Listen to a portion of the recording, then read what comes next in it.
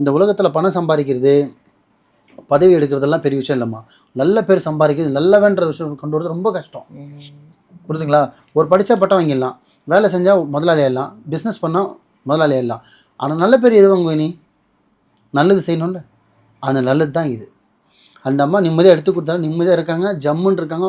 அந்த ஏரியா ஃபுல்லாக அவங்க சென்னை ஃபுல்லாக அவங்க பேர் தான் இருக்கா இல்லையா? கண்டிப்பாக. ஆனால் இதே அந்த பதுக்கி வச்சுருந்தாங்கன்னா நிம்மதியாக சாப்பிட்ருக்க மாட்டாங்க, நிம்மதியாக தூங்கியிருக்க மாட்டாங்க. அவங்களால அவங்க பிள்ளைங்களுக்கும் பாவம் சேர்ந்துருக்கும். இந்த பத்மா மாதிரி இருந்தால் மட்டும் போதாது.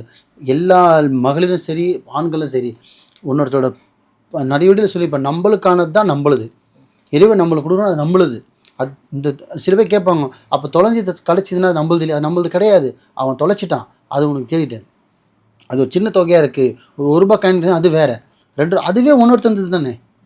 அப்போ இவ்வளோ பேர் தொகை அந்த தொலைச்சவங்க வயிற்றில் வாயில் அடிச்சு அழிச்சிருப்பாங்களே, அந்த அழுவைக்கு ஒரு சொட்டுக்கு நீ பதில் சொல்லணும். இன்றைக்கி அந்த அம்மாவுக்கு பாருங்கள், கண்டிப்பாக சொல்கிறேன், அந்த அம்மாவோட மறைவும் சரி வாழ்வும் சரி நல்லாவே இருக்கும்.